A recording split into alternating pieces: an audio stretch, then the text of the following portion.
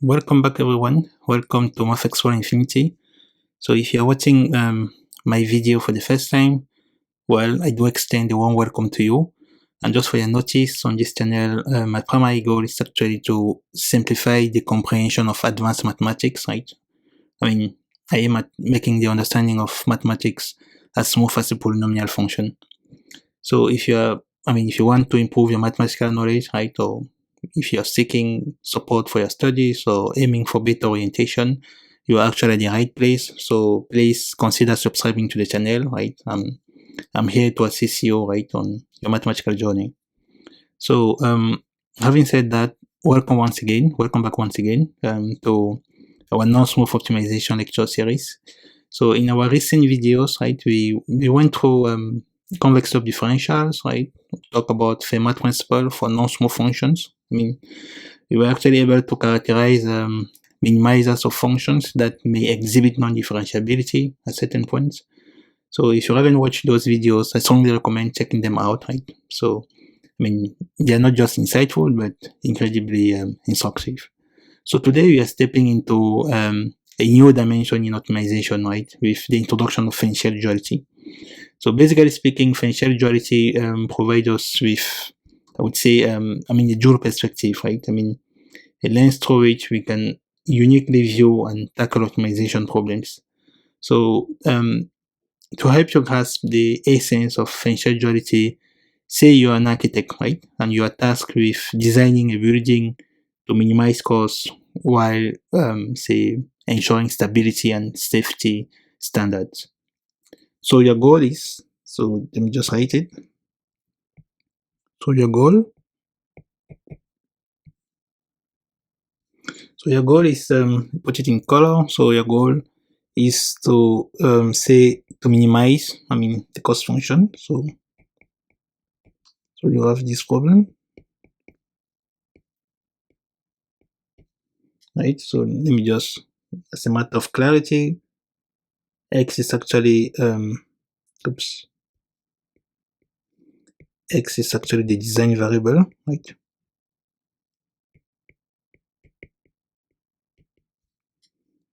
And then you have capital X, right? This is actually the set of feasible design.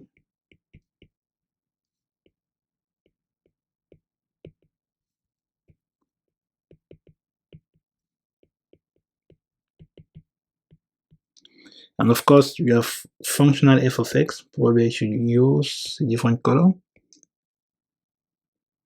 So your function f of x is actually, let's say this is actually, the cost of materials, right? Right, cost of materials and construction.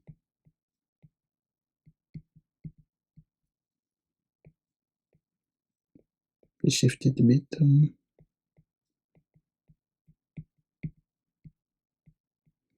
Okay, right? So you have this problem, right? Now let's say there is someone that we call the cost inspector, right? So let's say there is a cost inspector,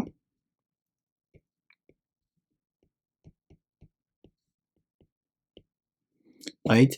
The cost inspector here is someone who aims to maximize satisfaction by evaluating the designs against their preferences, right? So let me just highlight cost inspector, as it actually plays a very crucial role in this motivation. Okay, so now let's call it, let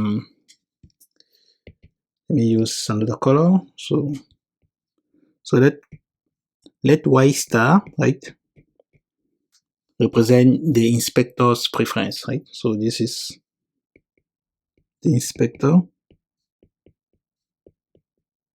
preference, right? And of course, this inspector's preference is actually, it's obviously a function of the design variable x, right? So it's actually reasonable to assume that that y star, right, lives in the dual space. right? So this is, I mean, this actually makes sense. Okay, so now, and well, let's consider the duality pairing. Let's call it y star comma x.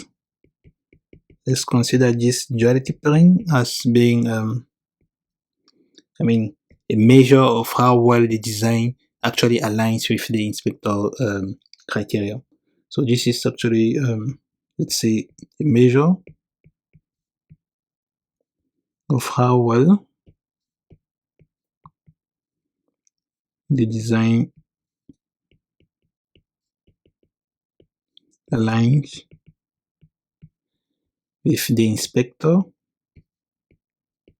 with the inspector's, oops,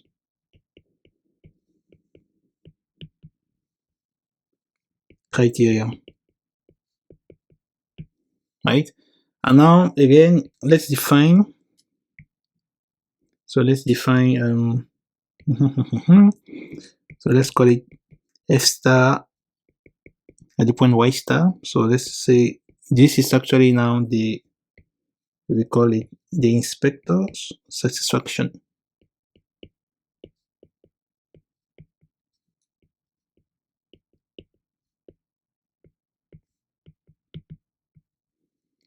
Right? So I mean this f star at the point y star, I mean, represent actually the inspector's satisfaction. But recall that the inspector actually seek design X, right? That minimizes. So probably I should write it down. So the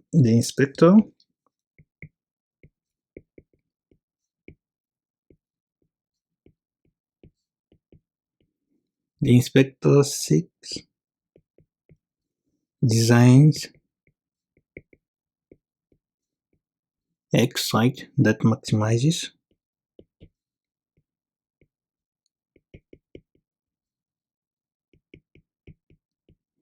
That maximizes these differences. This difference here. Oops.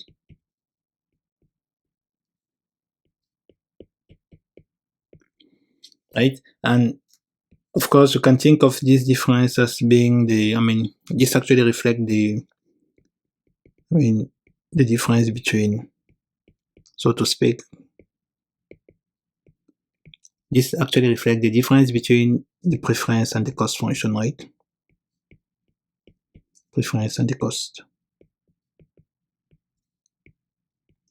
So the inspector actually seeks design X that maximizes this quantity, right? So we should have that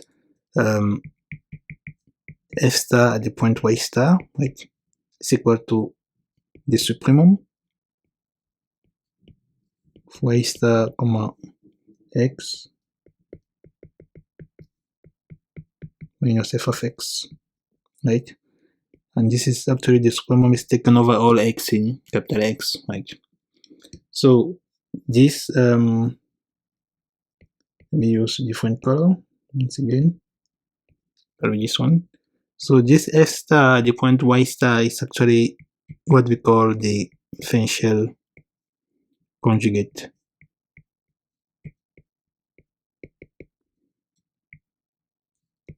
of f, right, at the point y star, of course.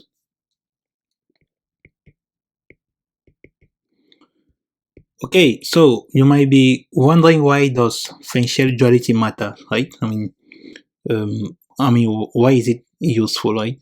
So there are multiple reasons for that, right? So the primary reason is that Fenchel duality allows you, the architect, right, to understand how adjustment in, how adjustment in designs impact both the cost and the satisfaction. And another reason is that, as we will say later on in this lecture series, is that sometimes maximizing the satisfaction, right, is computationally more efficient than directly minimizing the cost function, right? So the maximization problem of the satisfaction, we will refer to it later on as the dual problem, right? And the minimization of the cost function will be what we call later on the primary problem. So technically speaking, solving, I mean, the importance of Fenchel duality is that solving the dual problem is at times computationally more efficient than solving the primate problem. So I mean, to stay in the same, I mean, the spirit of this motivation, and also to keep it short, Fenchel duality in essence offers a strategic framework, right, for architects to create designs that are not only, I would say, economically sound, but also socially and aesthetically satisfying. So, okay, so given this motivation, so let's go to the formal definition. I mean, the mathematical definition. So, definition.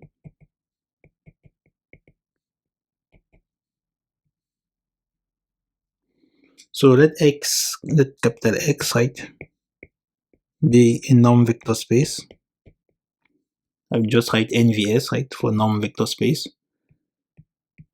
And let capital F, right,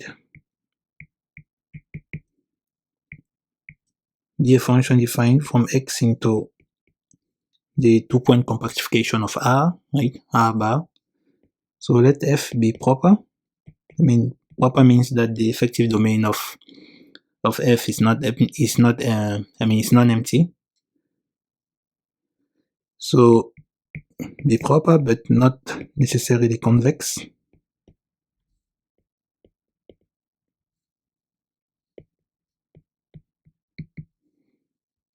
So maybe I should highlight that we need our functional F to be proper, at least. And it shouldn't be convex, right? Necessarily, right? It could be convex, right? It doesn't matter, but if it's not convex, I mean, it also doesn't matter. So we then define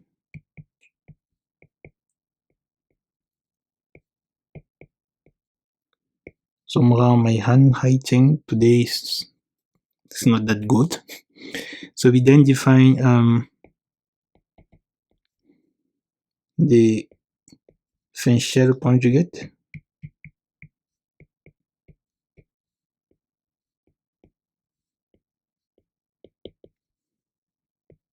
of our functional F, right, as so we define it as F star, right? Star stage 2. It's actually way 2. This is how we define the Fenchel conjugate. F star, this is now defined on the Joule space, right? Into R bar, right? Such that F star applied to the point X star, little x star. This is actually the supremum of a little x in capital X, right? Of this difference x star comma x. This is actually the duality pairing minus f of x. Okay, so this is how we define the Fenchel conjugate of a function f, right, defined on a norm vector space x into R bar. So let's have a couple of remarks, right?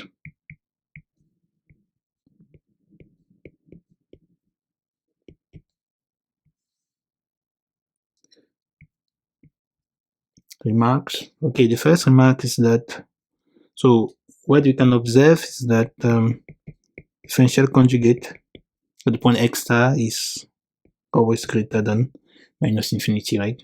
This is obviously for every linear bounded operator x star, right? I mean, to see this, I mean, indeed, so this is a little proof. Indeed, since f is proper, we know that, as I said already, the effective domain that we call dome f, right, is non-empty, right? So this means, well, I should write it down here. So this means there exists an element x0 in the non-vector space x, right, such that f of x0 is actually finite, right? I mean, it's less than plus infinity. So this means minus f of x0 means greater than minus infinity, right? However, I mean, for any linear bounded operator, X star the Joule space, I mean, and also by definition of differential conjugate, we know that F star at the point X star, right? I mean, differential conjugate at the point X star is always greater than, because it's actually the supremum, so it's always greater than this difference X star comma X0, I mean, this duality pairing, minus F of X0, right? And this is, of course, this of quantity is, of course, greater than minus infinity, right? Because we saw that minus F of X0 was actually greater than minus infinity. Okay, so so to speak, the definition of differential conjugate is actually is meaningful, right? So probably I put it in color. So the definition of F star of differential conjugate is meaningful, right? So it's actually well defined. Okay, so now the second remark is that, this is also quite obvious remark, is that differential conjugate F star, right, is always convex and lower semi-continuous. It's always convex and weak star lower semi-continuous. Just write LSC for lower semi-continuous, right? And this is, of course, as long as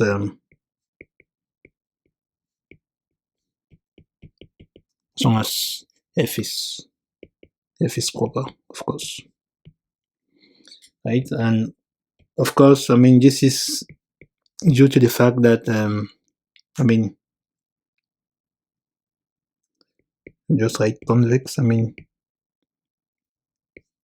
just write, this is due to the fact that differential conjugate is actually the supremum, so it is convex and lower and weak star lower semi-continuous as supremum of affine affine functionals, right?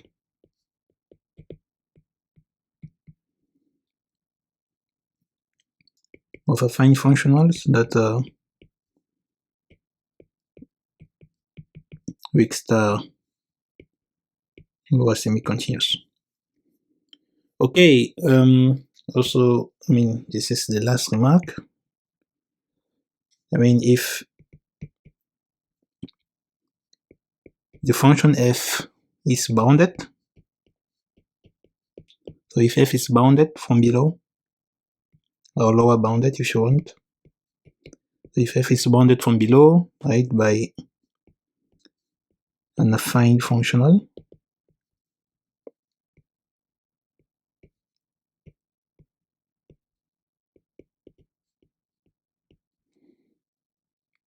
so let me just highlight, if f is bounded from below by an affine functional, right?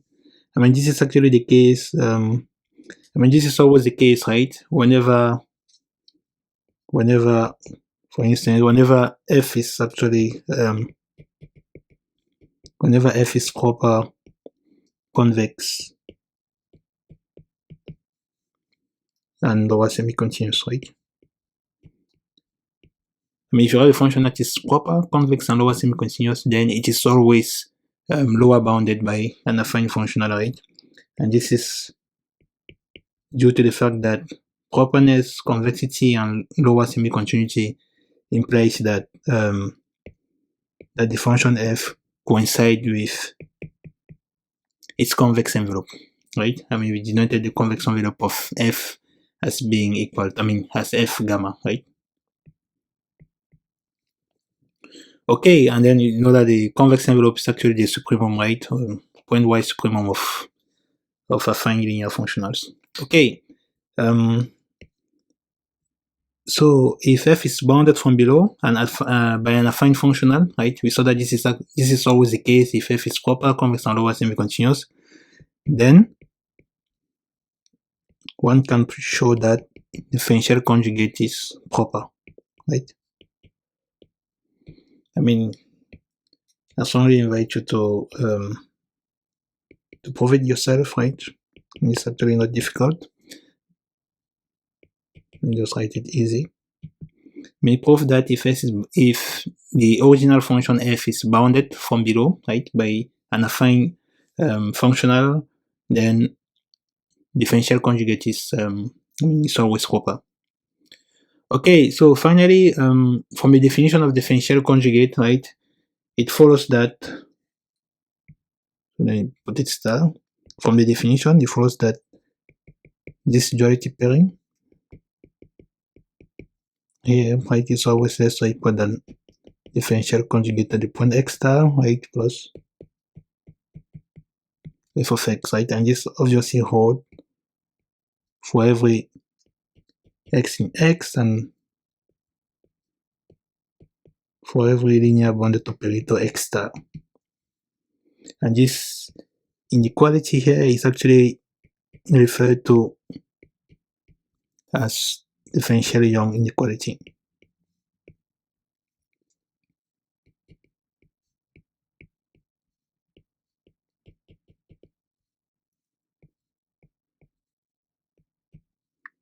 Right, so I think I should put it in. Let me use a very nice color. Let me just put it in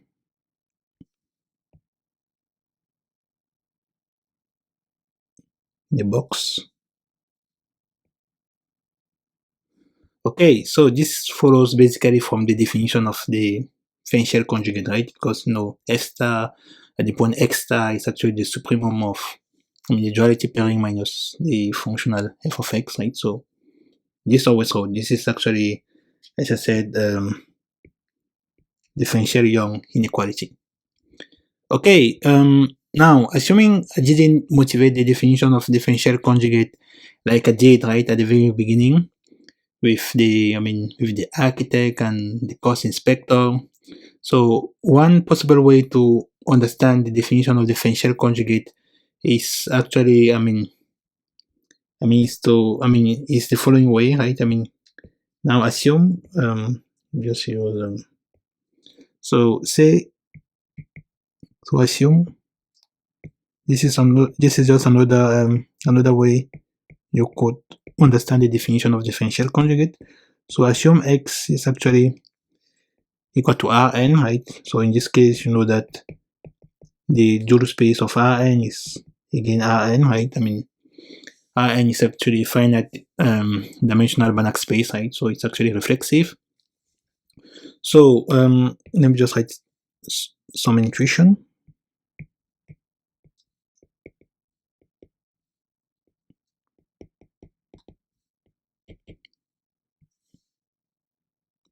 So for the sake of for our understanding, assume that x is actually equal to Rn, and then we know that the dual space is again Rn, right? So now for any slope, say x star, right, in Rn, right, we could actually ask for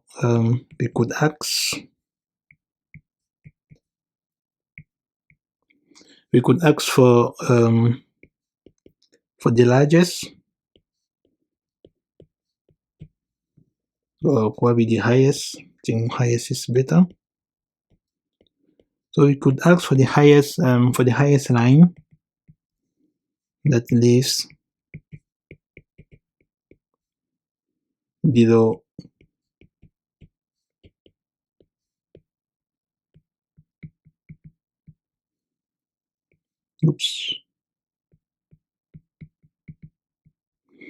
below the function f, right? So let me just highlight highest. So given a slope x star, we could say that what is actually the highest line that lives below our functional f, right? So this means we could actually ask for the line with the largest possible intercept, right? So the problem would be so probably I write what I just said. We use this soft color. So this means we could ask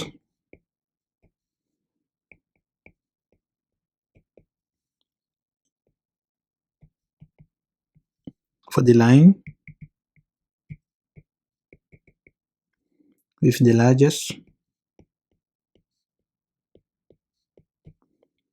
possible intercept.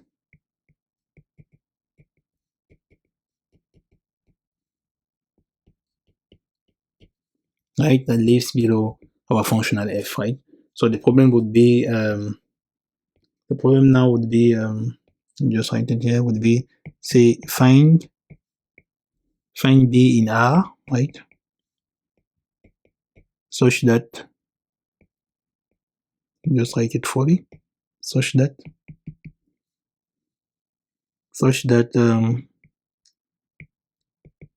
x star transpose x, right, minus b is less or equal than f of x, and this for every x in Rn, right? So this would be the problem that we have to solve, right? And of course, you can think of, this column. This is another way of writing this duality pairing, right? This duality pairing is just an extension of the scalar product, right? Because remember, x star is actually equal to Rn, and also x is equal to Rn. So yeah. So, and of course, for this problem, several scalar b could satisfy this condition, right? But as I said, we would like the line with largest intercept, right? So we need to make b as small as possible, right? Because, so let me just, so we want the line with largest possible intercept, right? So we need to make this b, we want minus b to be as large as possible, right? So we need to make b as small as possible. Okay, so from this relation here, right, observe that we have that, so we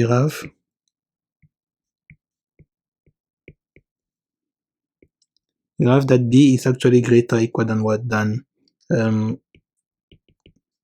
x star transpose x, right? Minus f of x, right? For every x. So the smallest value of b that works is actually to set so the smallest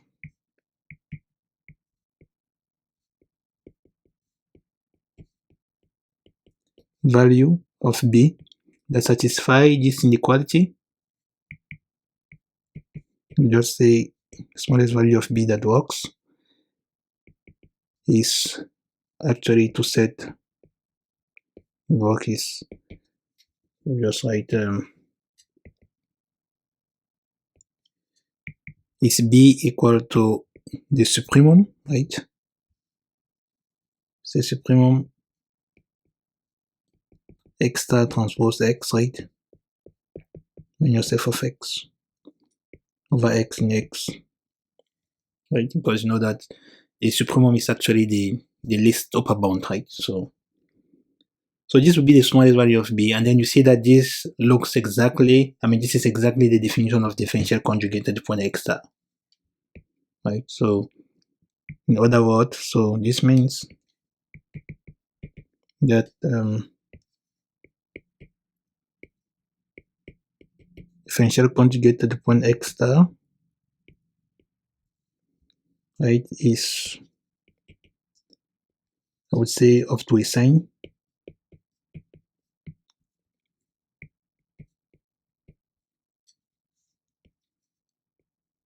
Up to a sign the intercept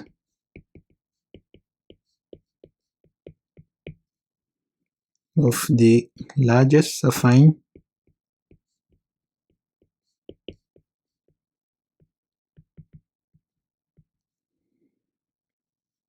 minorant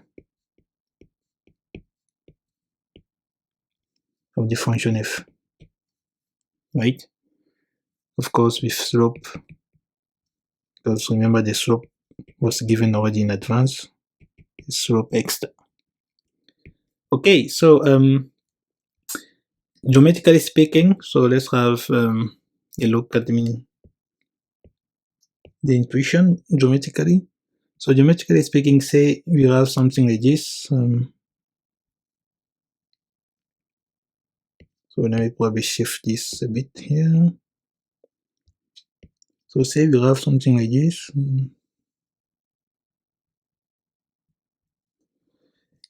We have, okay, we have this.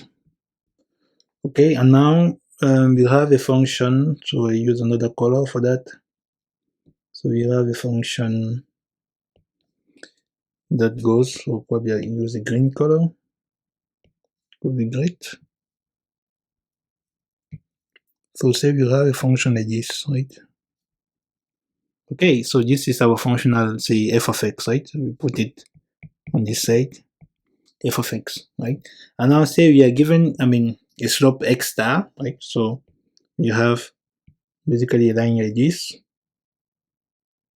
If you are given a slope x star, so you have a line like this. Yes. So this is actually the line x star transpose x. Okay, so now what you want is actually to, what you basically want is actually to, the question is how much do we need to, probably I put it in, probably I leave it like that. So how much do we need to actually, how much do we need to vertically shift this line,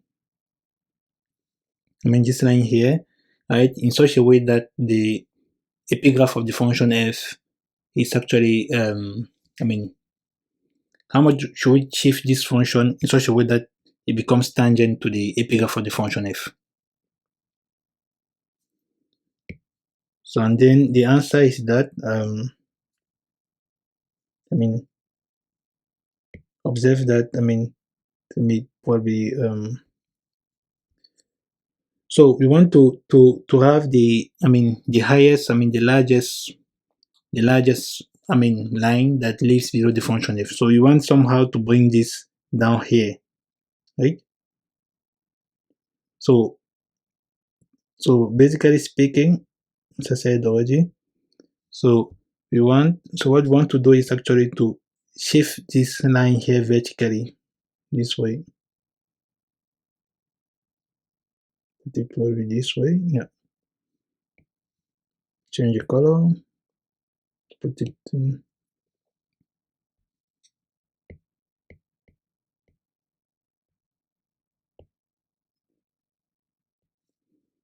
So we want this value here, right? Which actually stands for us, which actually represent our Fenchel conjugate f star upon x star, right? So this is actually the maximum gap between the linear function x star transpose x, right, and the function f of x.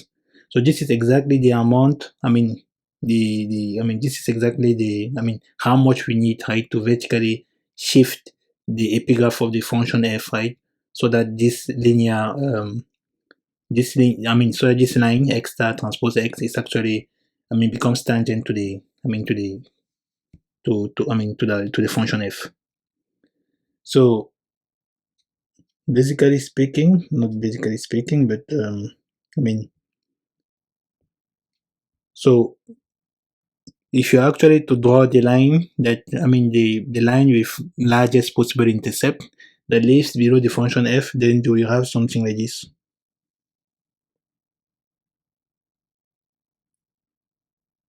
Do you have something like this, right? So, oops.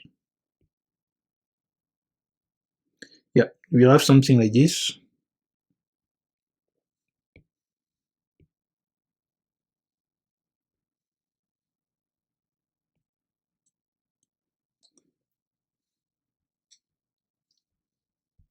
Let me just adjust 2-3 things. Yeah, good. So you have something like this, right? And then probably I put it in dash. Okay, so you have something like this, and then the intercept you are looking for is actually here, right? And this one has coordinate 0 minus f star at the point x star, right? So to see this, I mean, you can actually use the your knowledge of basic calculus, right? So let me use color, different color that could be with this one. So now well, let me just draw this thing like this, right? So say that you have this angle which is alpha, right? And then if you use your knowledge of geometry, then I also use the alternate interior angle theorem, then you agree with me that this angle alpha is actually the same here, alpha, right? And then again, if you use corresponding angles, then you see that this angle here is again the same as this one here. So basically speaking,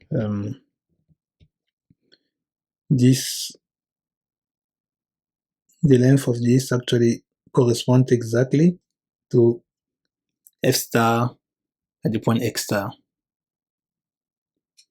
Okay, so probably I should write some comment about this. So this dash line here is actually this is the highest line,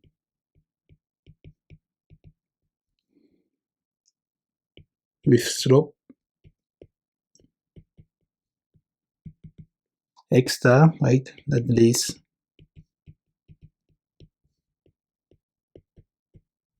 below the function f. Okay, so so this is another way of, another intuition of the Fenchel conjugate, right? So similarly, we define the Fenchel conjugate of,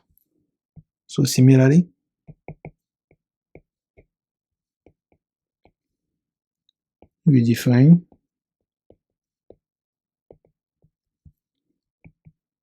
the Fenchel conjugate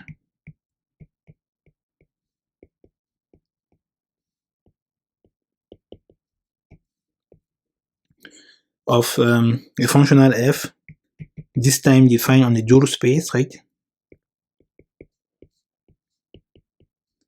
Into R bar as just highlight Fenchel conjugate, right? It's actually the star of the show of this lecture.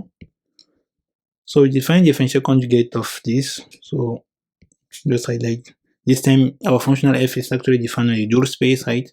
So the Fenchel conjugate is now defined as f star. This is now defined on x, right? Into R bar, right? As, oops, probably right. F star at x star, right? This is actually the supremum. Now over x star in x star, right? Of there is no star here, sorry. F star at the point x, rather, is the supremum over x star in x star, right? Of what you know already, this duality pairing.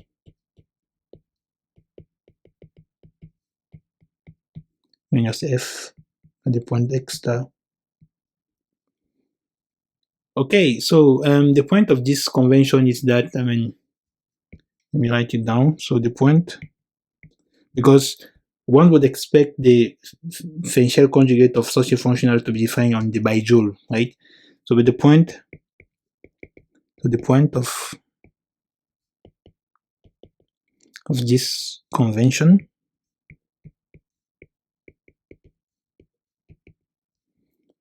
is that even in non-reflexive spaces, right? Even in non-reflexive spaces, the biconjugate, just highlight non-reflexive space. So even in non-reflexive spaces, the biconjugate of just write it in color. So the biconjugate.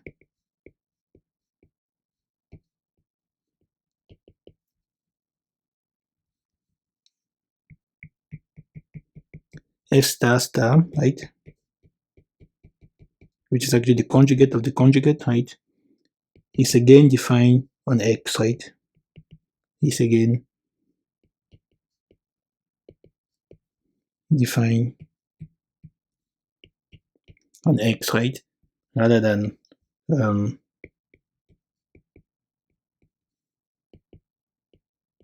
on the bijoule, right? Which is obviously which contain X, right? By the canonical embedding that we know it from functional analysis. So let me just highlight rather than this. Okay, so and intuitively,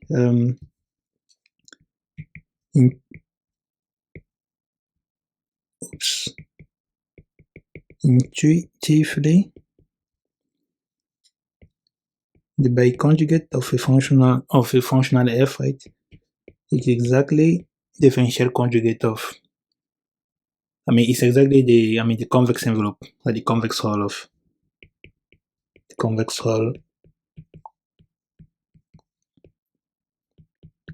f, right? Because you know that we saw that the Fenchel conjugate is always convex, right? So intuitively, one would expect the biconjugate of a functional f to be equal to the convex envelope of f. So of course, and this is and this convex envelope, you saw that is equal to f, right? If f is convex over semi-continuous. But we will actually make we will make this statement here rigorous, right? In my next video, right, when we talk about the Fenchel-Moreau-Rockefeller theorem, right? We will make this relation here more rigorous. So don't worry for that. Okay, so to conclude this introductory lecture on Fenchel duality, well, I trust you have gained valuable insight, right? If you have any questions, don't hesitate to ask in the comment section. I will be delighted to respond, definitely. And of course, feel free to subscribe to the channel, right? If you find our content valuable, right? So, the choice is yours. So, until next time, keep learning and we see again each other in the next video. Bye.